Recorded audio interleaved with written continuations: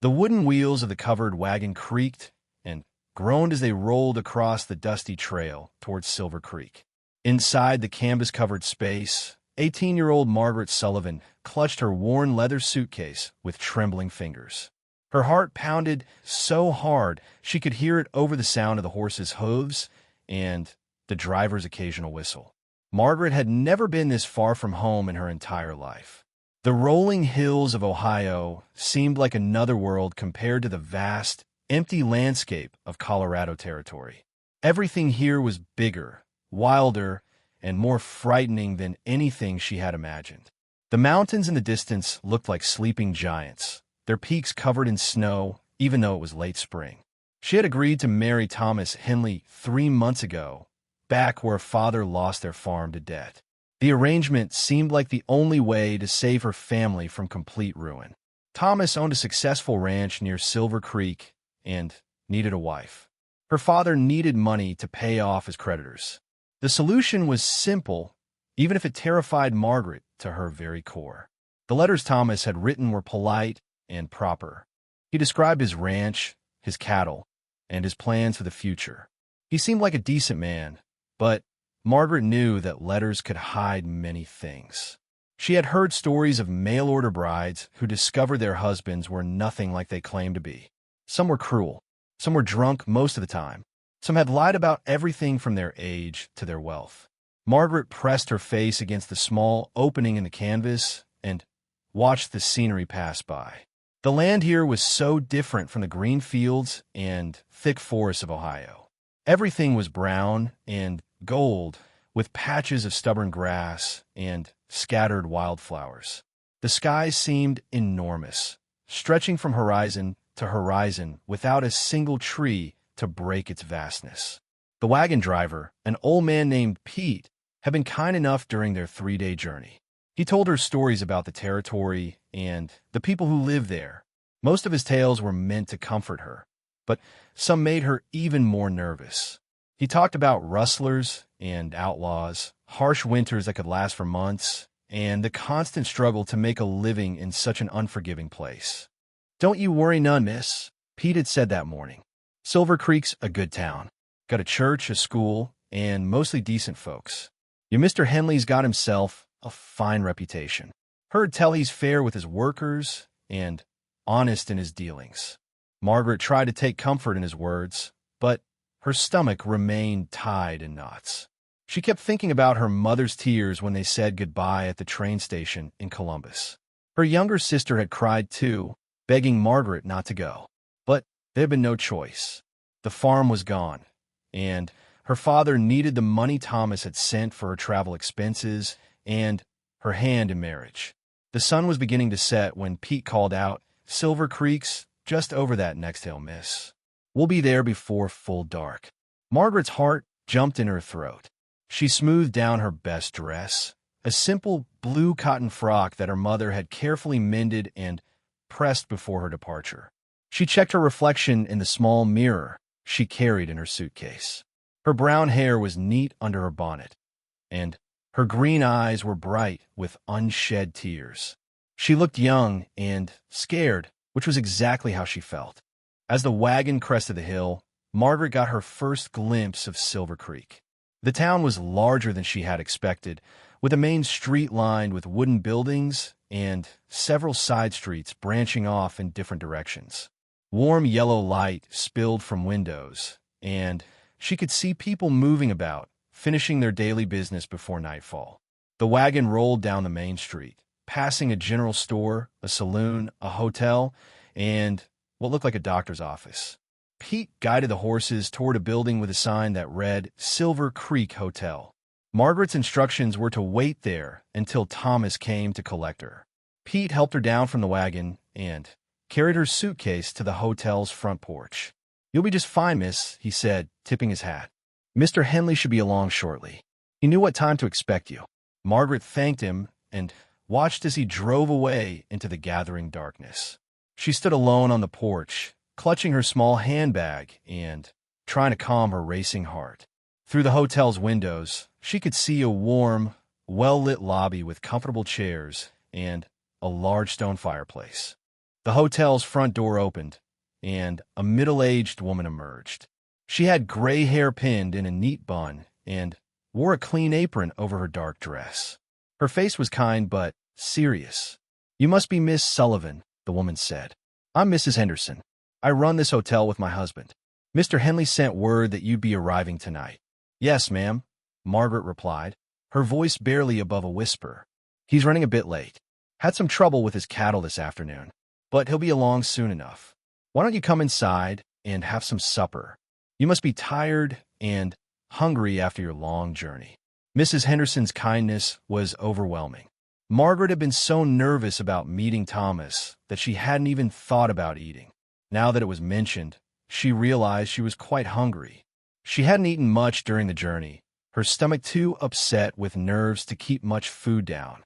The hotel's dining room was cozy and warm. Mrs. Henderson brought her a plate of beef stew with fresh bread and a cup of hot coffee. The food was delicious, much better than anything Margaret had eaten during her travels. As she ate, she listened to the conversations of the other guests and tried to learn what she could about her new home. Two men at a nearby table were discussing cattle prices and the upcoming roundup season. A woman and her daughter were talking about the new schoolteacher who had arrived from Denver. Everyone seemed friendly and normal, which helped ease some of Margaret's fears about frontier life. As she finished her meal, Mrs. Henderson sat down across from her. "I hope you don't mind me saying so, dear, but you look nervous enough to jump out of your skin." Margaret nodded, not trusting her voice to remain steady. "That's perfectly natural," Mrs. Henderson continued. "It takes courage to come all this way to marry a man you've never met.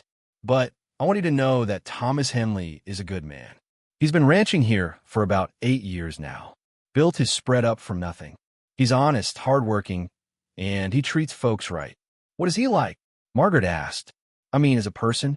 Mrs. Henderson considered the question carefully. "He's quiet. Not much for fancy talk or social gatherings. But he's dependable. When he gives his word, you can count on it. He's had a hard time of it, though. Lost his first wife about 5 years ago. Fever took her. He's been alone since then. Just him and his ranch hands." This was the first Margaret had heard about a previous wife. Thomas had never mentioned being married before. The information made her even more nervous. Would he compare her to his first wife? Would she be able to live up to his memories? Before she could ask more questions, the sound of approaching horses drew Mrs. Henderson to the window. "That'll be Thomas now," she said. Margaret's hands began to shake.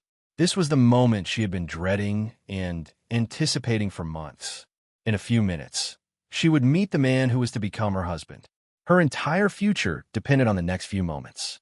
Mrs. Henderson opened the front door, and Margaret heard deep voices speaking quietly on the porch.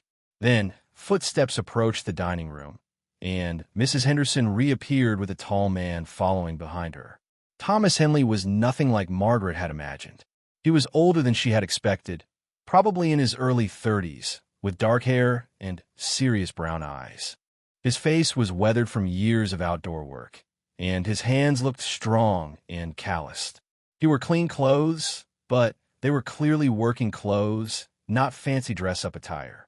He removed his hat as he entered the room and looked directly at Margaret. For a moment, neither of them spoke.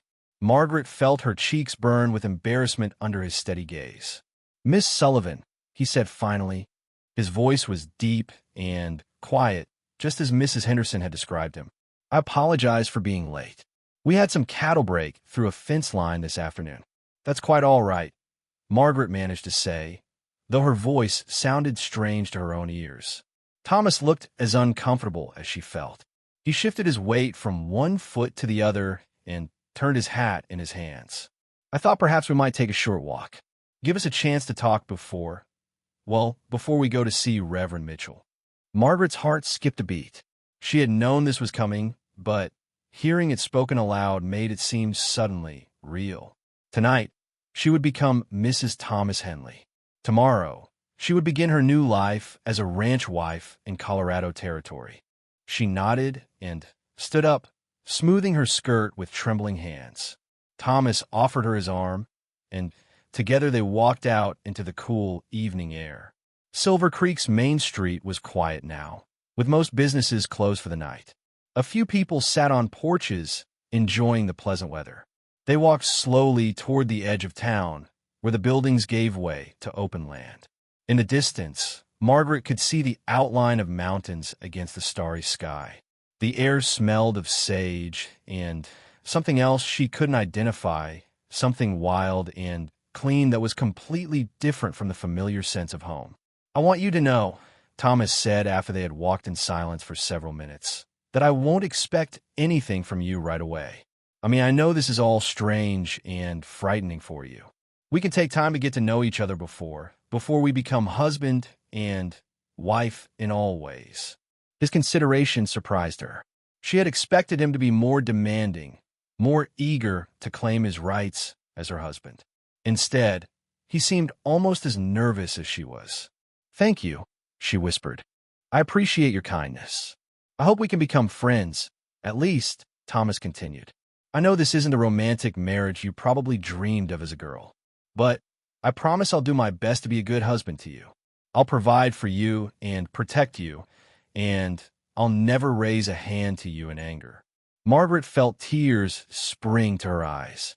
His simple, honest words meant more to her than any flowery declarations of love could have. At least she would be safe with this man. At least he seemed to understand how difficult this was for her. They turned and began walking back toward town. "Tell me about your ranch," Margaret said, wanting to break the silence. Thomas's face brightened slightly. "It's a good spread.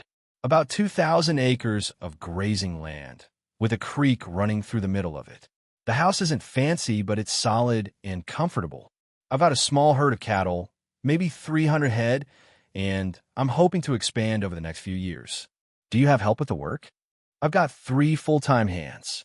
Good men, all of them. There's Jake, who's been with me since I started the ranch. He's like a father to me. Then there's Sam and Billy. They're younger, but they're learning fast, and they work hard." Margaret tried to imagine herself living on a ranch with a handful of men. In Ohio, she had always been surrounded by neighbors and family. The isolation of ranch life was another worry to add to her growing list. "What will I do?" she asked. What are my duties as your wife?" Thomas considered this question as they approached the hotel. "Well, there's the house to keep, of course. Cooking and cleaning and such. The men usually eat their meals at the bunkhouse, but I take my meals at the main house. And there's a vegetable garden that needs tending. My first wife, Sarah, used to keep chickens too, though I haven't had any since she died." The mention of his first wife made Margaret's stomach tighten with anxiety. "What was she like?" she asked quietly. Thomas was quiet for so long that Margaret thought he wasn't going to answer. When he finally spoke, his voice was soft with memory. "She was a wonderful woman, strong and brave and full of life. She could ride as well as any man and wasn't afraid of hard work. She loved the ranch as much as I did." Margaret felt completely inadequate compared to this picture of the perfect ranch wife. She had never ridden a horse in her life. She was afraid of cattle and probably most other farm animals. Her experience with gardening was limited to helping her mother with a few vegetables behind their house in town. As if sensing her distress, Thomas stopped walking and turned to face her. "I don't expect you to be Sarah," he said gently. "I'm not looking for a replacement for her. I'm looking for a partner, someone to share my life with. We'll figure out everything else as we go along." They had reached the hotel again. Margaret could see Mrs. Henderson watching them through the window, probably trying to determine how their first meeting was going. "Are you ready?" Thomas asked. "Reverend Mitchell is waiting at the church." Margaret took a deep breath and nodded. She wasn't ready. Not really, but she was as ready as she would ever be. There was no turning back now. Her family was counting on her, and Thomas seemed like a decent man who would keep his promises. They walked the short distance to the church, a small white building with a simple wooden cross on top. Warm light glowed from the windows, and Margaret could see several people waiting inside. Reverend Mitchell was an elderly man with white hair and kind eyes. He greeted them both warmly and introduced the witnesses he had gathered, including Mrs. Henderson and her husband and a few other townspeople who had come to welcome the new bride to Silver Creek. The ceremony was simple and brief. Margaret found herself repeating vows that seemed to echo in the small church. She promised to love, honor, and obey Thomas Henley, to be faithful to him in sickness and health, for richer and poorer, until death parted them. When Thomas slipped a simple gold band on her finger, Margaret realized that her old life was truly over. She was no longer Margaret Sullivan, the frightened girl from Ohio. She was now Margaret Henley, wife of a Colorado rancher, whether she felt ready for it or not. After the ceremony, the small group gathered in the church basement for cake and coffee. The townspeople were friendly and welcoming, asking Margaret about her journey and her family back home. She answered their questions as best she could, though her mind felt strangely disconnected from the celebration around her. Mrs. Henderson pulled her aside before they left. "If you need anything, dear, anything at all, you come to me. I know what it's like to be far from home and family. We women have to look out for each other." Margaret thanked her, grateful to know she had at least one friend in Silver Creek. As they prepared to leave for the ranch, Thomas helped her into a different wagon than the one that had brought her down.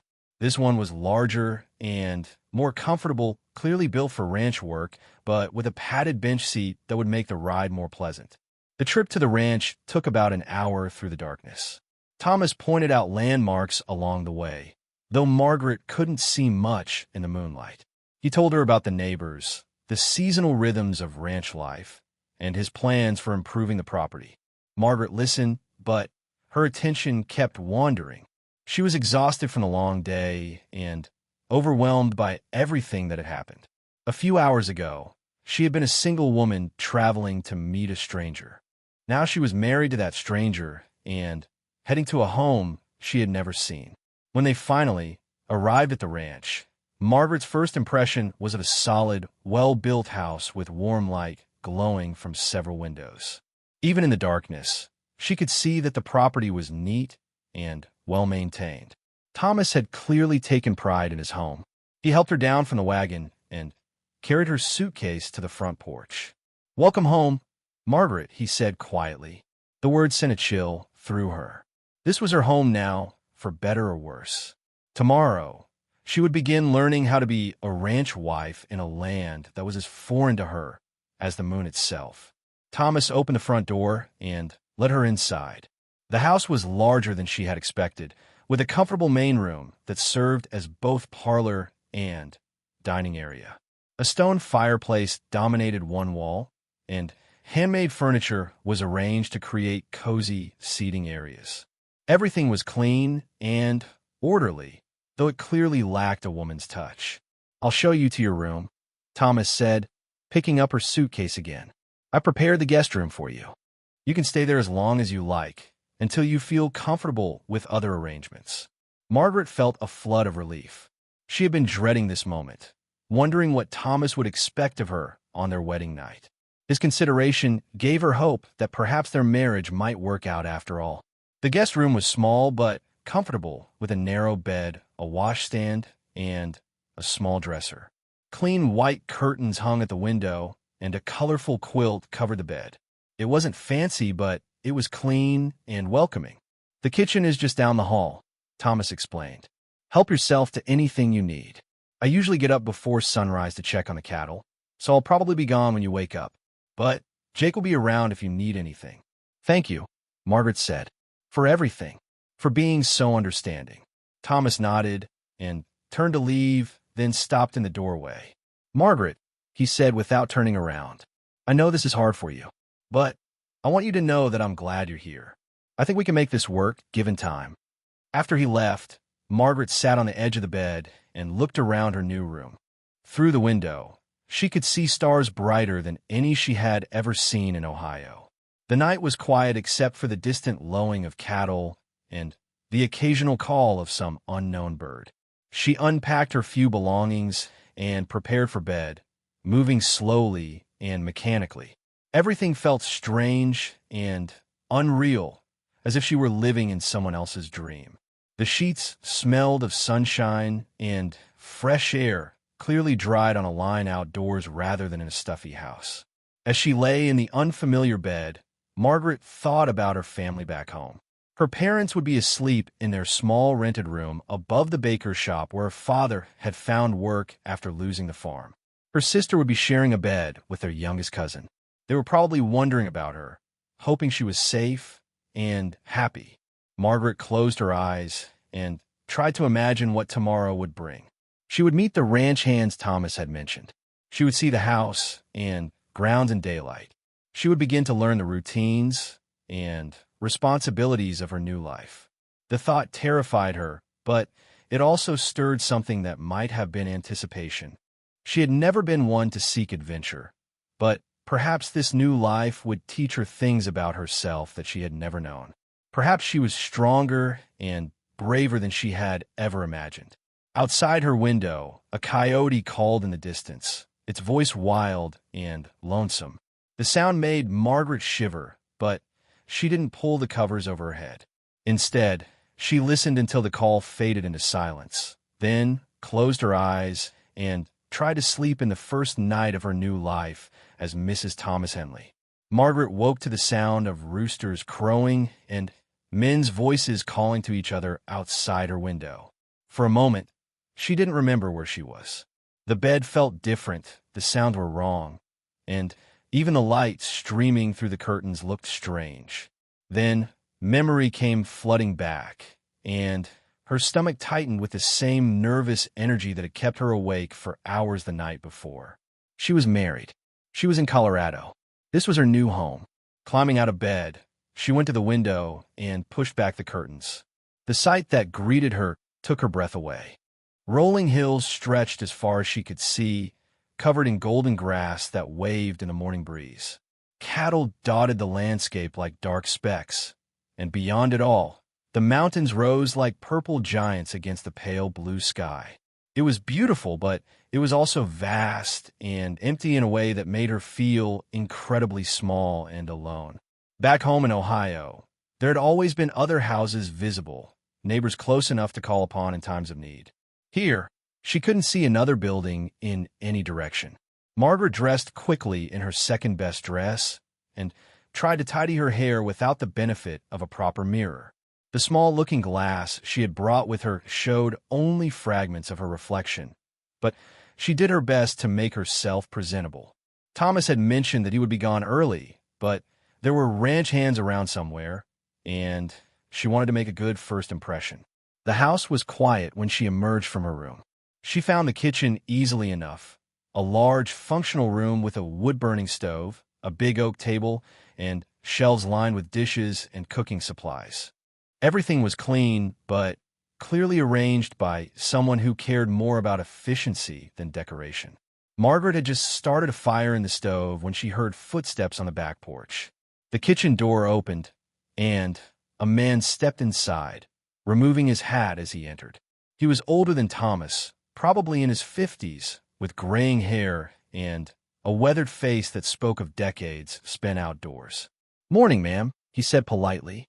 "I'm Jake Morrison. I help run this place for Thomas." "I'm Margaret," she replied, though she supposed he already knew that. "Thomas mentioned you last night." Jake nodded and hung his hat on a peg by the door. "Thought I'd come check on you, see if you needed anything." Thomas had to ride out to the north pasture before dawn.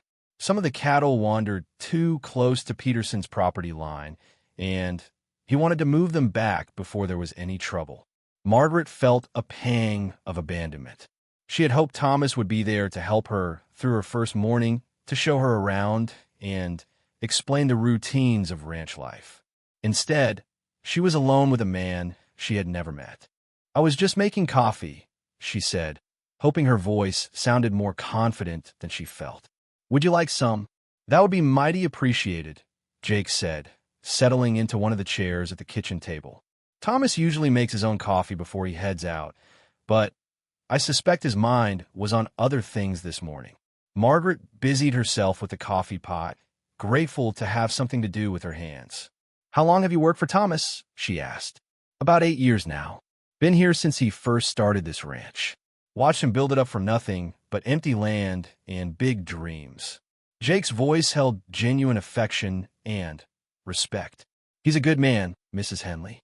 One of the best I've ever worked for." The use of her new name startled Margaret. Mrs. Henley. She was still getting used to the sound of it. "What does he like to work for?" she asked, pouring hot water over the coffee grounds and hoping she was doing it correctly. "Fair," Jake said without hesitation. "He works harder than any of us, never asks anyone to do something he wouldn't do himself, and he pays a fair wage on time every month. That's more than you can say for some ranchers around these parts." Margaret brought 2 cups of coffee to the table and sat down across from Jake. The coffee was stronger than she was used to, but it was warm and comforting. "Tell me about the ranch," she said. "Thomas tried to explain it last night, but I'm afraid I don't understand much about cattle ranching." Jake smiled, and Margaret could see that he enjoyed talking about his work. "Well, it's a good operation. We run mostly Herefords. They do well in this climate. Right now we've got about 300 head, but Thomas is planning to expand. The grass is good here, and we've got reliable water from Willow Creek." "What I need to know?" Margaret asked. "About living here, I mean. What are my responsibilities?" Jake considered this carefully. "Well, Thomas will have to answer most of that, but I can tell you what Sarah used to do if that helps." Margaret's heart sank at the mention of Thomas's first wife again. "Please," she said, though she wasn't sure she really wanted to hear. "Sarah was, well, she was something special. Grew up on a ranch in Texas, so she knew the life before she married Thomas. She could handle herself around cattle, help with branding and roundups. She kept the books for the ranch too, had a real head for numbers, and she could cook for a crew of hungry cowboys like you wouldn't believe." Each accomplishment Jake listed made Margaret feel more inadequate. She had never been around cattle in her life. Her arithmetic skills were basic at best, and while she could cook simple meals for a family, she had no experience feeding a group of hardworking men. But Jake continued, seeming to notice her distress. "Sarah had advantages you don't. She was born to this life.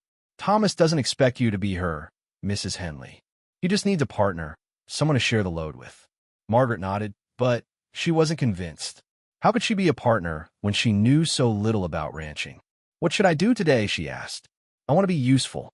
Why don't you start by getting familiar with the house and the immediate area? There's a vegetable garden behind the house that needs attention. Sarah used to tend it, but it's been mostly neglected since she passed. And maybe you could plan some meals. We usually eat simple fare, but a woman's touch in the kitchen would be mighty welcome." After Jake left to return to his duties, Margaret spent the morning exploring her new home. The house was larger than she had realized the night before. Besides the main room and kitchen, there were 3 bedrooms, a small study that Thomas apparently used as an office, and a pantry well-stocked with supplies. Everything was clean and functional, but the house felt empty somehow. There were no personal touches, no decorations or family photographs. It was as if Thomas had been merely existing in the space rather than truly living in it. In the study, Margaret found ledgers filled with Thomas's careful handwriting, records of cattle purchases, feed costs, and ranch expenses. The numbers told the story of a business that was growing slowly but steadily. Thomas was clearly a careful manager of his resources. The vegetable garden Jake had mentioned was behind the house, enclosed by a wooden fence to keep the cattle out. It had obviously once been well-maintained, but now was overgrown with weeds. Margaret could see the remains of what had probably been neat rows of vegetables and herbs. She found some old tools in a shed nearby and began pulling weeds, trying to reclaim what she could of the garden. The work was harder than she had expected. The weeds had deep roots, and the Colorado sun was stronger than anything she had experienced in Ohio. Within an hour, her hands were blistered and her back ached. But there was something satisfying about the work, too.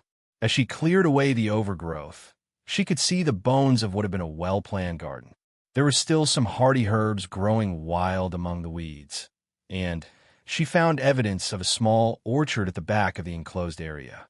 Around noon, she went inside to prepare lunch for herself and anyone else who might want it. She found flour and other baking supplies in the pantry and decided to make biscuits to go with the leftover beef from the night before. As she worked, she heard horses approaching the house. Through the kitchen window, she could see Thomas riding toward the barn with two other men she hadn't met yet. Her heart began racing again. This would be her first real test as the lady of the house. The men spent several minutes tending to their horses before approaching the house. Margaret heard them talking and laughing on the back porch, their voices easy and comfortable with each other. When Thomas entered the kitchen, followed by the other two men, Margaret felt suddenly shy. "Margaret," Thomas said, and she heard genuine pleasure in his voice. "I'd like you to meet Sam and Billy. They work here on the ranch." Sam was probably in his mid-20s, tall and lean with sun-bleached hair and a ready smile. Billy looked younger, maybe 20 or so, with dark hair and serious brown eyes that reminded her a little of Thomas. "Ma'am," they both said politely, removing their hats. "I made lunch," Margaret said, gesturing toward the stove where she had kept the food warm. "If you'd like some." "That's very kind of you," Thomas said. "We usually eat at the bunkhouse, but this smells wonderful." Margaret served them beef and beans with fresh biscuits and coffee. The men ate with obvious appreciation, complimenting her cooking in a way that made her feel useful for the first time since arriving at the ranch. "How did you spend your morning?" Thomas asked as they ate. "I started working on the vegetable garden," Margaret said. "It needs quite a bit of attention." "Sarah's garden," Billy said, then looked embarrassed. "Sorry, ma'am. I didn't mean." "It's all right," Margaret said quickly. "Jake told me about it this morning." Thomas looked uncomfortable at the mention of his first wife. "You don't need to feel obligated to take that on," he said. "It's a lot of work." "I'd like to try," Margaret said. "I think I could bring it back with some effort." Sam grinned. "That would be great, ma'am. We sure do miss having fresh vegetables. Store-bought just isn't the same." After the men returned to their work, Margaret felt a small glow of accomplishment. She had managed her first meal as a ranch wife without disaster. The men had been polite and appreciative, and even Thomas had seemed pleased. She spent the afternoon continuing to work on the garden, making real progress in clearing the weeds and identifying what could be salvaged. She found evidence that Sarah had grown potatoes, onions, carrots, beans, and several kinds of herbs. There were also apple trees and what looked like berry bushes that might produce fruit with proper care. As the sun began to set, Margaret went inside to prepare dinner. She found a roasted chicken in the pantry and decided to make a simple meal with potatoes and canned vegetables. She was just taking biscuits out of the oven when Thomas came in through the kitchen door. "Something smells wonderful," he said, and Margaret was pleased to hear genuine appreciation in his voice. "Just chicken and potatoes," she said modestly. After a long day of ranch work, chicken and potatoes sound like a feast. They ate together at the kitchen table, and Margaret was surprised to find that conversation came easier than she had expected. Thomas asked about her family in Ohio and listened with genuine interest as she talked about her parents and sister. He told her more about the ranch, explaining the seasonal rhythms of cattle raising and his plans for expanding the operation. "I want to buy more land," he said. "The Peterson place next to us might be for sale soon. Old man Peterson is getting too old to manage it properly, and his sons have no interest in ranching. If I could add his acreage to ours, we could almost double our herd." "That sounds like a big investment," Margaret said. "It would be. I've been saving for years, and the ranch is doing well enough to support a loan for the rest. But it's a risk. If we had a couple of bad years, we could lose everything." Margaret could see the weight of the decision in his face. She wondered if this was the kind of thing he had discussed with Sarah, if his first wife had been a true partner in such decisions. "What does your instinct tell you?" she asked. Thomas looked surprised by the question. "That it's worth the risk. This is good cattle country, and the railroad is coming closer every year. If we can build up the herd, we'll be in a good position when the transportation costs come down." "Then maybe you should trust your instinct," Margaret said quietly. After dinner, Thomas offered to show her around the immediate area before dark. They walked through the barnyard, where Margaret met the horses and got her first close look at some of the cattle. The animals were larger than she had imagined, but they seemed calm and well cared for. Thomas showed her the bunkhouse where the hired men lived, the barn where they kept equipment and feed, and the various corrals and fences that kept the operation running smoothly. Everything was neat and well-maintained, clearly the work of someone who took pride in his property. "It's beautiful," Margaret said as they stood looking out over the pasture where cattle were settling down for the night. "Different from what I'm used to, but beautiful." "It grows on you," Thomas said. "When I first came here, it seemed too big, too empty. But after a while, you realize that the space gives you room to breathe, room to build something lasting." They walked back to the house as the first stars began to appear. Margaret was beginning to understand the appeal of this life, even if it still frightened her. "Margaret," Thomas said as they reached the front porch, "I want you to know that you don't have to do anything you're not ready for. Take your time getting used to everything. There's no rush." "Thank you," she said. "But I want to contribute. I want to be useful." "You already are," Thomas said quietly. "Having someone to share meals with, someone to talk to about the ranch, it's more valuable than you might think." That night, Margaret lay in bed listening to the sounds of her new home. There were night birds she couldn't identify, the distant lowing of cattle, and the whisper of wind through the grass. It was different from the familiar sounds of town life, but it wasn't unpleasant. She thought about her conversation with Thomas over dinner. For the first time, she had felt like he was really talking to her, not just being polite to a stranger he had married. Maybe, given time, they really could become partners in this endeavor. Margaret pulled the quilt up to her chin and closed her eyes. Tomorrow, she would continue working on the garden. She would try to learn more about the routines of ranch life. And maybe, gradually, she would begin to feel like this vast, beautiful, intimidating place was actually home. Outside her window, a night bird called, its voice clear and sweet in the darkness. Margaret smiled as she drifted off to sleep. Perhaps some changes weren't as frightening as they seemed. The next morning brought new challenges and small victories. Margaret woke early, determined to have coffee and breakfast ready when Thomas returned from his morning ride.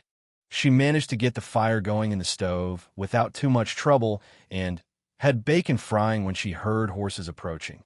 Thomas came in looking pleased to find breakfast waiting. "This is a nice surprise," he said. "I usually just grab some bread and coffee before heading out." "A proper breakfast is important," Margaret said, echoing something her mother had always told her, especially when you're doing hard physical work. As Thomas ate, Margaret worked up the courage to ask a question that had been on her mind. "Would it be possible for me to learn something about the cattle? I mean, I know I can't help with the heavy work, but I'd like to understand what you do." Thomas looked surprised, but pleased. "I think that could be arranged. Maybe this afternoon, if you're interested, you could ride out with me to check on the herd in the south pasture." "Right." Margaret's stomach dropped. "I don't know how to ride a horse." "We'll start with something gentle," Thomas said with a smile that was almost teasing. "I've got a mare that's as calm as a rocking chair. If you're going to live on a ranch, you'll need to learn eventually." The thought terrified Margaret, but she nodded anyway. She was determined not to be the helpless city girl forever. That morning, she made real progress in the garden, managing to clear a section large enough for planting. Jake stopped by and offered to help her turn the soil, a job that was clearly beyond her physical capabilities. "This is looking real good, ma'am," he said as they worked. Sarah would be pleased to see it coming back to life. "You must miss her," Margaret said carefully. Jake nodded, leaning on his shovel. "She was like a daughter to me. Never had children of my own, so Sarah and Thomas became my family. Her death just about broke all of us." "What happened?" Margaret asked quietly. "Fever. Came on real sudden in the middle of winter. By the time we could get her to the doctor in town, it was too late. She was gone within a week." Margaret could see the pain in Jake's weathered face. No wonder the house felt empty. Sarah hadn't just been Thomas's wife. She had been the heart of this little ranch family. "I'm not trying to replace her," Margaret said quietly. "I couldn't even if I wanted to. I just want to find my own place here." "I know that," Jake said gently, "and I think you're doing just fine." Takes courage to come all this way to start a new life. Sarah would have respected that. That afternoon, true to his word, Thomas introduced Margaret to a gentle bay mare named Daisy. Margaret's first attempt at mounting the horse was clumsy and embarrassing, but Thomas was patient, adjusting the stirrups and explaining how to hold the reins. Don't try to control everything, he advised as they started out at a slow walk. Let Daisy do most of the work. She knows these trails better than we do. It was terrifying at first. The horse seemed enormous, and Margaret felt completely out of control. But gradually, as they moved slowly across the pasture, she began to relax slightly. The rhythmic motion wasn't as frightening as she had expected, and Daisy seemed content to follow Thomas's horse at a leisurely pace. They stopped at a small rise that overlooked a large portion of the ranch. Below them, cattle grazed peacefully in the afternoon sun. Thomas pointed out different groups of animals and explained what he was looking for when he checked on them. See that group near the creek, he said. Those are some of our best breeding cows. The big bull with them is Duke. He's the sire of most of our calves. Margaret tried to focus on what Thomas was telling her, but part of her attention was occupied with staying on the horse. Still, she was beginning to understand that cattle ranching involved much more than she had realized. It wasn't just a matter of letting animals graze. There was careful management involved, decisions about breeding, feeding, and pasture rotation. When do you sell the cattle? She asked. Usually in the fall. We drive them to the railroad in Sterling, about a 3-day journey. The whole crew works together to move the herd. It's the biggest operation of the year. Margaret tried to imagine herself being part of such an undertaking. It seemed impossible now, but perhaps by fall she would be more confident in her new role. The ride back to the house went more smoothly. Margaret was beginning to trust Daisy and feel more secure in the saddle. When they reached the barn, she even managed to dismount without making a complete fool of herself. You did well, Thomas said, and Margaret could tell he meant it. A few more rides like that, and you'll be ready for longer trips. That evening, as they shared another quiet dinner, Margaret felt a small but significant shift in her relationship with Thomas. They were beginning to feel like partners, or at least like two people working toward the same goals. The conversation flowed more easily, and Margaret found herself looking forward to their talks rather than dreading them. I've been thinking about your garden, Thomas said as they finished eating. If you can get it producing well, we might be able to sell vegetables in town.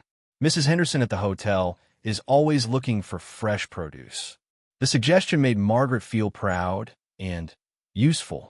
Her work in the garden wasn't just a hobby or a way to pass time. It could actually contribute to the ranch's income. I like that, she said. It would make me feel like I'm earning my keep. Margaret, Thomas said seriously, you're not here to earn your keep. You're here because you're my wife. This is your home now, not a place where you work for room and board. His words were kind, but Margaret still felt the need to prove herself. She wanted to be useful, to contribute something valuable to their partnership. As the days passed into a week, Margaret began to establish routines that made her feel more at home. She rose early to prepare breakfast for Thomas before his morning ride. She spent her mornings working in the garden, which was beginning to show real promise. In the afternoons, she practiced riding with Daisy, gradually building confidence and skill. The evenings became her favorite time of day. She and Thomas would share dinner and talk about their respective work. Thomas seemed genuinely interested in her progress with the garden, and Margaret found herself fascinated by his stories about ranch life and his plans for the future. One evening, as they sat on the front porch watching the sunset, Thomas surprised her with a question. Do you ever regret coming here? He asked quietly. Margaret considered the question carefully. I was terrified, she admitted. I thought I was making a terrible mistake. But now, I think maybe I was supposed to be here. I'm glad, Thomas said simply. I know this isn't the life you planned, but I hope it can become a good life. Margaret looked out over the rolling pastures where cattle were settling down for the night. The mountains in the distance were painted purple and gold by the setting sun. It was beautiful and peaceful and completely different from anything she had ever known. I think it already is, she said quietly. As if to punctuate her words, a coyote called in the distance, its voice no longer seeming lonesome to Margaret's ears. It sounded like a song of welcome, a voice from her new home calling her to stay. 3 weeks after her arrival at the ranch, Margaret faced her first real crisis. She woke one morning to the sound of shouting from the barnyard and Thomas's voice calling urgent commands to his men. Something was clearly wrong. Margaret dressed quickly and hurried to the kitchen window. In the gray dawn light, she could see men running between the barn and the corrals. Thomas was saddling his horse with quick, efficient movements, his face grim with concern. When he came through the kitchen door for his coffee, Margaret could see the worry etched deep in his features. "What's wrong?" she asked, pouring him a cup and adding the sugar she had learned he preferred. "We're missing about 50 head of cattle from the north pasture," Thomas said, gulping the hot coffee despite its temperature. "Either they broke through the fence and scattered, or someone drove them off during the night." "You mean stolen?" Margaret felt a chill of fear run through her. "Maybe. There's been talk of rustlers working this area." Jake found fresh horse tracks near where the cattle should have been, and part of the fence was cut clean through with wire cutters. Margaret had heard stories about cattle rustlers, but she had thought they were mostly legends from the old days. The idea that criminals might be operating so close to their home was terrifying. "What will you do?" she asked. "Track them. If they're just scattered, we'll find them and drive them back. If they've been stolen." Thomas didn't finish the sentence, but Margaret could see the anger in his face. "Is it dangerous?" Thomas paused in his rush toward the door and looked at her with surprise. It was the first time she had expressed direct concern for his safety, and Margaret could see that it meant something to him. "Could be," he admitted, "but we can't let rustlers think they can help themselves to our cattle. If word gets around that we won't fight back, we'll lose everything we've worked for." Margaret watched from the porch as Thomas and his men rode out, their faces set with determination. Jake had stayed behind to watch the ranch, but even he looked worried as the group disappeared over the hill. The day passed slowly. Margaret tried to keep busy with her usual tasks, but her mind kept wandering to Thomas and the men. Were they safe? Had they found the missing cattle? What would happen if they encountered the rustlers? Jake checked on her around noon, his weathered face showing his own concern. "Any word?" Margaret asked hopefully. "Nothing yet, but that's not unusual. Could take them all day to track down 50 head of cattle, especially if they've been driven far from home pasture." "Jake," Margaret said quietly, "how often does this happen?" The old cowboy sighed and settled into one of the porch chairs. "More often than we'd like. There's been 3 or 4 ranches hit in the past 2 months. Always the same pattern, a section of fence cut, the best cattle driven off in the middle of the night. Have they caught anyone?" "Not yet, but it's only a matter of time. Ranchers around here won't stand for it much longer. There's talk of organizing a group to hunt down these rustlers and put an end to it." Margaret felt another chill of fear. The idea of Thomas joining some kind of vigilante group was even more frightening than the thought of rustlers. As the afternoon wore on, Margaret found herself pacing the house restlessly. She tried to work in the garden, but her attention kept wandering to the horizon where Thomas and his men had disappeared. Every time she heard horses approaching, she rushed to look, only to be disappointed when it was just neighboring ranchers stopping to check on her. Word of the theft had spread quickly, and throughout the day various neighbors stopped by to offer support and share information. Margaret was touched by their kindness, but also alarmed by what they told her. The rustling problem was apparently worse than she had realized, and some ranchers had lost significant numbers of cattle. Mrs. Peterson, the elderly woman from the neighboring ranch, stayed for tea and filled Margaret in on the local situation. "It's that gang that's been working up north," she said, stirring honey into her cup. "They hit the Morrison place last month, got away with nearly 100 head. Poor Morrison's still paying off the loan on his land, and losing that many cattle just about broke him." "What does the sheriff do about it?" Margaret asked. Mrs. Peterson snorted with disgust. "Sheriff's office is 50 miles away in the county seat. By the time they get word, and right out here, the rustlers are long gone. We're pretty much on our own when it comes to protecting our property. As evening approached with still no word from Thomas, Margaret began to feel genuinely frightened.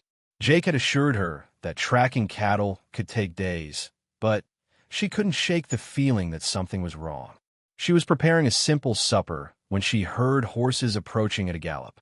This time, when she looked out the window, she saw Thomas and his men riding hard toward the barn.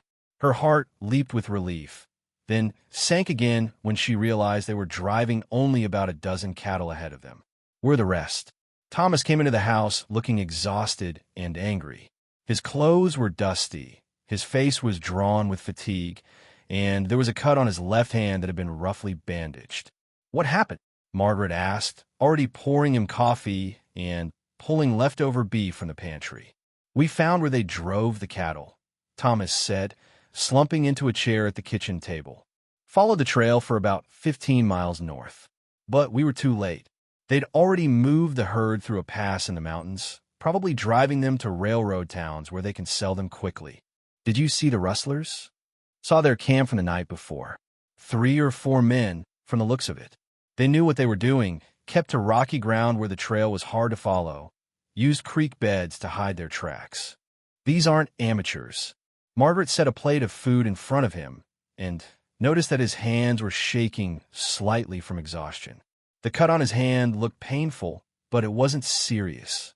"We did manage to find about a dozen head that had scattered when the main herd was driven off," Thomas continued. "Better than nothing, I suppose." "How much did we lose?" Margaret asked quietly. "About 40 head, maybe $1,000 worth of cattle." Thomas rubbed his eyes with his good hand.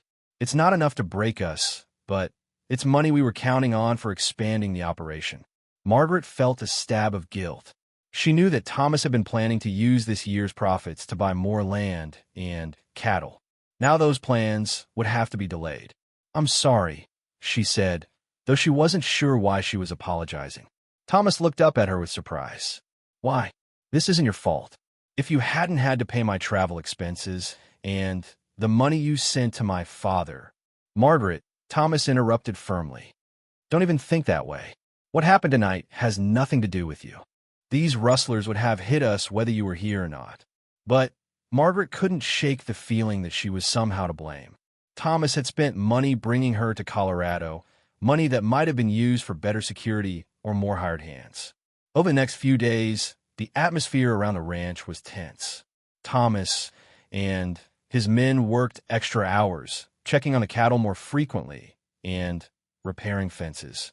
They took turns standing watch at night, armed with rifles and ready for trouble. Margaret tried to be supportive, but she felt helpless in the face of such serious problems. Her work in the garden seemed trivial compared to the threat facing their livelihood. She found herself jumping at every unusual sound and watching the horizon constantly for signs of danger. The breaking point came 3 nights later. Margaret was awakened by gunshots in the distance and the sound of cattle in distress. She dressed quickly and ran to the window, where she could see muzzle flashes from the direction of the north pasture. Thomas burst into her room without knocking, his rifle in his hands and his face grim with determination. "Stay in the house," he ordered. "Lock the doors and don't come out no matter what you hear." "Thomas, please be careful," Margaret said, surprising herself with the intensity of her concern. He paused for just a moment, and their eyes met in the lamplight. "I will," he promised quietly. Then he was gone, running toward the barn where Jake and the other men were already saddling horses.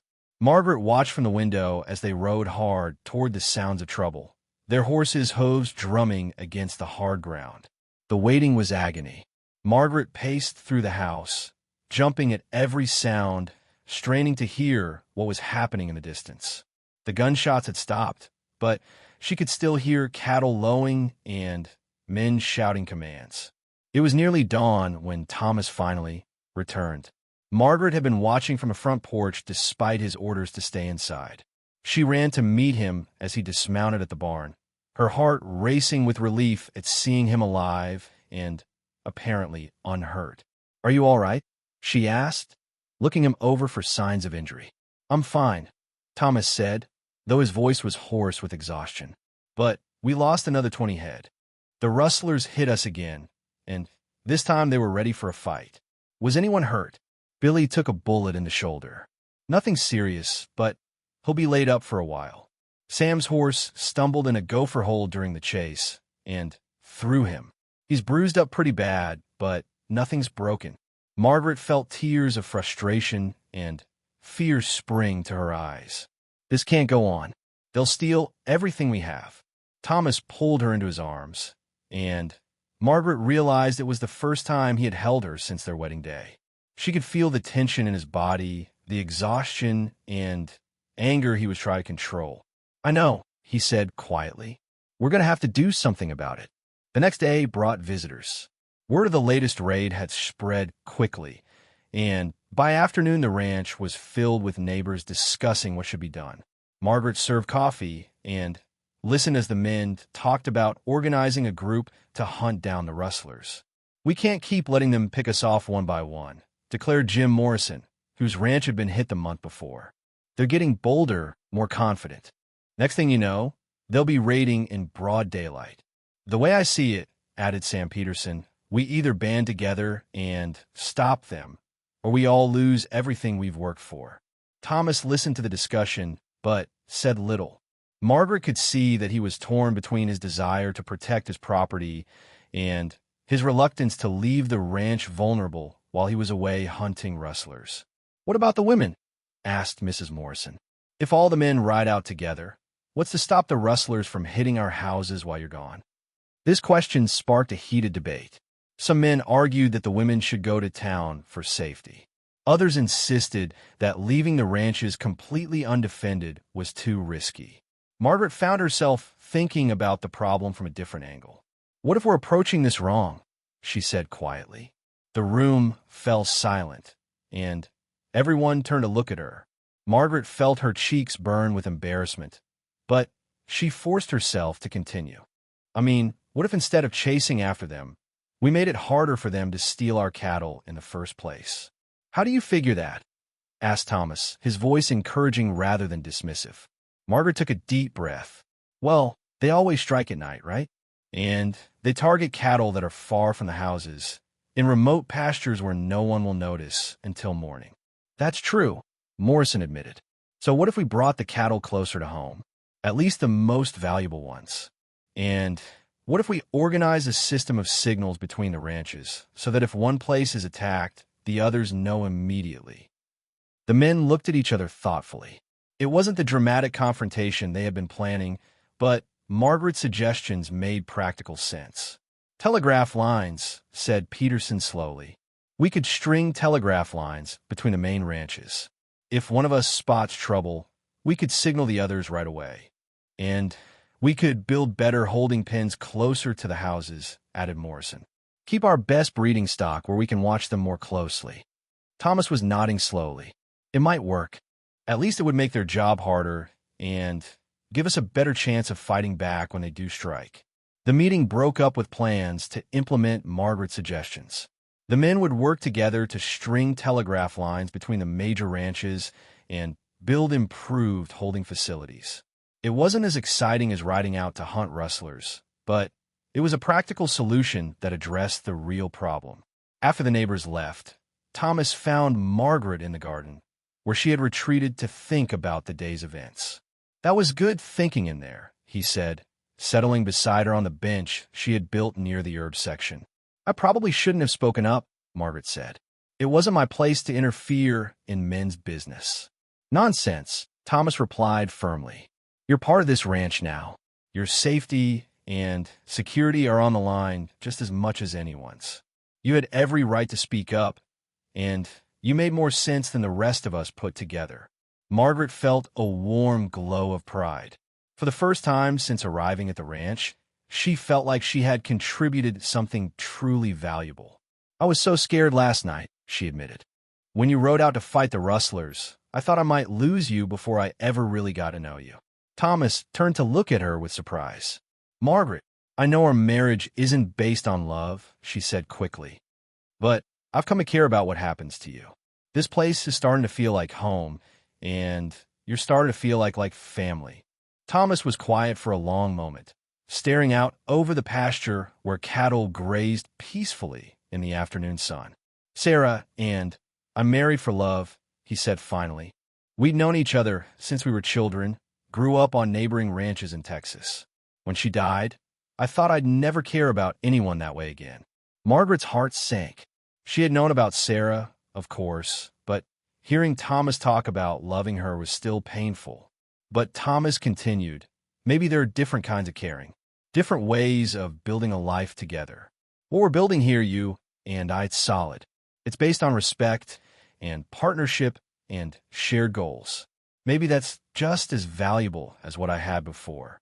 Do you think we could be happy together?" Margaret asked quietly. "Really happy, I mean." Thomas reached over and took her hand, his calloused fingers gentle against hers. "I think we already are in our own way, and I think it's going to get better." That evening, as they worked together to prepare dinner, Margaret felt a sense of contentment she hadn't experienced since arriving at the ranch. The crisis with the rustlers was far from over, but she no longer felt like a helpless bystander. She was part of the solution, a true partner in protecting their home. As they sat down to eat, Thomas raised his coffee cup in a toast. "To my wife," he said simply, "the smartest partner a man could ask for." Margaret clinked her cup against his, feeling truly married for the first time since their wedding day. Outside, the evening stars were beginning to appear, and the sound of night birds filled the air. Tomorrow would bring new challenges, but tonight Margaret felt like she was finally home. Later that week, work began on the telegraph system that would connect the major ranches in the area. Thomas threw himself into the project with enthusiasm, and Margaret found herself caught up in the excitement of building something that would benefit the entire community. She also continued to develop the ranch in her own way. The garden was now producing enough vegetables to supply their table and sell surplus to Mrs. Henderson's hotel. Margaret had also started keeping chickens, something Sarah had done that had been abandoned after her death. The chickens were a revelation to Margaret. She had never worked with farm animals before, but she found them easier to manage than she had expected. They provided fresh eggs daily and would eventually provide meat for the table. More importantly, they gave her a sense of accomplishment and self-sufficiency. Thomas seemed pleased by her initiative. "You're becoming quite the ranch woman," he told her one evening as they watched the chickens settling into their newly built coop. "I'm trying," Margaret said. "I want to be useful, to contribute something real to our partnership." "You already have," Thomas said seriously. "More than you know." As they walked back to the house together, Margaret realized that somewhere along the way, her relationship with Thomas had changed from polite necessity to genuine partnership. She no longer felt like a stranger in his house or an unwelcome burden on his resources. She was becoming Mrs. Thomas Henley in more than name, and the transformation felt as natural as the changing of the seasons on the Colorado plains. The telegraph system proved to be exactly what the ranching community needed. Within 2 weeks of its installation, the connected ranches had successfully fought off 2 more rustling attempts. The rapid communication allowed neighboring ranchers to respond quickly when trouble struck, turning what had been isolated targets into a coordinated defense network. Margaret felt proud of her role in developing the solution, but she was even more pleased by how the project had brought the community together. The ranch wives had organized themselves to provide meals for the men working on the telegraph lines, and Margaret found herself at the center of a social network she hadn't known existed. Mrs. Henderson from the hotel had become a particular friend, stopping by regularly to purchase vegetables and eggs from Margaret's expanding operation. Through her, Margaret met other women in the area, including the schoolteacher, the doctor's wife, and several ranch wives who lived within a day's ride of Silver Creek. "You've made quite an impression," Mrs. Henderson told her one afternoon as they shared tea in Margaret's kitchen.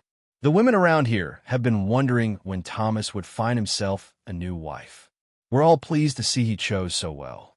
I hope I'm proving worthy of their good opinion, Margaret said, though she felt more confident now than she had her early days at the ranch. More than worthy. That telegraph idea of yours saved Jim Morrison's entire herd last week. And the vegetables you've been providing to the hotel have improved our meals considerably. You're becoming quite the asset to this community. Margaret glowed with pleasure at the praise. She had never thought of herself as someone who could make a real difference, but here on the frontier, her contributions seemed to matter in ways they never had back in Ohio. As summer progressed, Margaret's confidence in her new role grew stronger. She had mastered riding well enough to accompany Thomas on some of his shorter trips around the ranch. Her garden was producing abundantly, providing not only for their table, but generating a small income from sales to the hotel and other neighbors. The chickens had multiplied under her care, and she had added a small flock of geese that would provide both eggs and meat. She had also convinced Thomas to let her try raising a few sheep for wool, pointing out that the harsh Colorado winters would make warm clothing a valuable commodity. "You're turning into quite the entrepreneur," Thomas observed one evening as they went over the ranch's books together. This had become a weekly ritual, with Margaret gradually taking over more of the financial record-keeping as her arithmetic skills improved. "I enjoy it," Margaret admitted. "I like seeing how all the different pieces fit together to make the ranch profitable." Thomas smiled at her enthusiasm. Sarah was the same way. She loved the business side of ranching almost as much as the animals. The comparison to Sarah no longer stung the way it once had. Margaret had come to understand that Thomas's first wife would always be part of their story, but she was creating her own place in that story rather than trying to replace someone else. "Tell me more about her," Margaret said, looking up from the ledger where she was recording the week's egg sales. "I mean, if you don't mind talking about her." Thomas was quiet for a moment, as he always was when the subject of Sarah came up. But Margaret had noticed that these pauses were getting shorter, and his voice was less heavy with grief when he spoke of his first wife. "She was fearless," he said finally. "Grew up the daughter of a Texas rancher, so she could ride and rope as well as any cowboy. But she was also gentle with injured animals and patient with teaching children. She helped start the school here in Silver Creek. She sounds remarkable." She was. But she was also stubborn as a mule and had a temper that could peel paint off a barn door when something riled her up. Thomas chuckled at the memory. "She once chased a cattle buyer off the property with a shotgun because she thought he was trying to cheat us." Margaret laughed, trying to imagine the scene. Did he come back? With a better offer and a more respectful attitude. Sarah had a way of making people take her seriously. "I admire that," Margaret said quietly. "I wish I was more like that." Thomas looked at her with surprise. "Margaret, you stood up to a room full of ranchers and changed their entire approach to dealing with rustlers. I'd say you know how to make people take you seriously. That was different. I was just trying to solve a problem." "That's exactly what leadership is," Thomas said firmly. "Seeing problems clearly and finding practical solutions. You have more courage than you give yourself credit for." Their conversation was interrupted by the rapid clicking of the telegraph key in Thomas's office. Both of them recognized the pattern immediately. It was the emergency signal indicating trouble at one of the neighboring ranches. Thomas rushed to the telegraph and began decoding the message. "It's the Peterson place," he said grimly. "Rustlers hit them about an hour ago. Old man Peterson is down with a broken leg, and his son is requesting assistance." Margaret felt her stomach tighten with familiar fear. "How many men can you send?" "I'll take Jake and Sam. Billy's still recovering from that bullet wound, so he'll stay here with you." As Thomas prepared to leave, Margaret found herself facing a new kind of anxiety. She was no longer just worried about Thomas's safety. She was concerned about her ability to manage the ranch in his absence. So much of their operation now depended on her daily work with the chickens, the garden, and the various small enterprises she had developed. "How long will you be gone?" she asked. "Hard to say. Could be just overnight if we catch the rustlers quickly. Could be several days if we have to track them very far." Margaret nodded, trying to project confidence she didn't entirely feel. "Don't worry about things here. Billy and I can manage. Thomas paused in his preparations and looked at her seriously. "Margaret, I need you to know that I trust you completely to handle whatever comes up while I'm gone. This ranch is as much yours as it is mine now." The words sent a warm glow through Margaret's chest. "Thank you. That means more to me than you know." "And Margaret," Thomas added quietly, "be careful. With most of the men away from the various ranches, this might be exactly what the rustlers are hoping for." After Thomas and the men rode away, Margaret tried to maintain her normal routine. She fed the chickens, gathered eggs, and worked in the garden. But her mind kept wandering to the dangers Thomas might be facing and the responsibility she now carried for protecting the ranch. Billy, despite his injured shoulder, proved to be a reassuring presence. The young cowboy had been quiet and serious when Margaret first met him, but over the weeks she had discovered that he had a dry sense of humor and a keen intelligence that belied his youth. "Don't you worry about Thomas, ma'am," he said as they worked together to bring the most valuable cattle into the corrals near the house. "He knows how to take care of himself, and Jake's been dealing with rustlers since before either of us was born." "I know," Margaret said, though her voice lacked conviction. "I just wish there was more I could do to help." "You're doing plenty. Keeping the ranch running smooth so they can focus on catching the bad guys. That's important work." As evening approached, Margaret prepared a simple dinner for herself and Billy. The house felt strangely empty without Thomas and the usual bustle of ranch hands coming and going.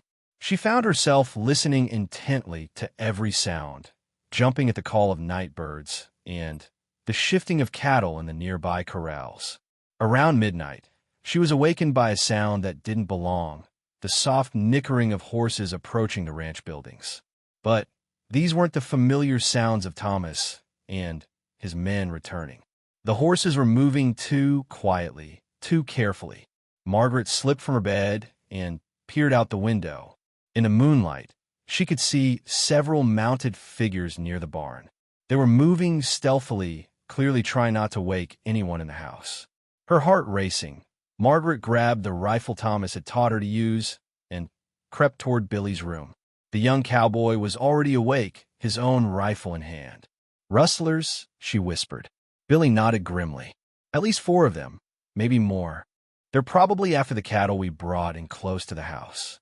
Margaret's mind raced. The telegraph key was in Thomas's office on the other side of the house. If they could reach it, they could signal for help from the neighboring ranches. But that meant crossing the main room, where they might be seen through the windows. "Can you operate the telegraph with your injured arm?" she asked. "I think so, but we need to get there without being spotted." Margaret took a deep breath, trying to calm her racing heart. "I have an idea. What if I create a distraction? Draw them away from the house while you get to the telegraph." Billy looked at her with alarm. "Ma'am, that's too dangerous. If something happened to you while Thomas was away, if we don't do something, they'll steal our cattle and probably burn the buildings too. At least this way we have a chance." Before Billy could object further, Margaret was moving. She slipped out the back door of the house and made her way toward the chicken coop. If she could create enough noise and confusion, it might give Billy the opportunity he needed to reach the telegraph. The chickens protested loudly when Margaret deliberately disturbed their roost, squawking and flapping in the darkness. The noise was enough to alert the rustlers that someone was awake, but it also provided cover for Billy's movement toward the house. Margaret heard shouts from the direction of the barn and the sound of horses moving quickly.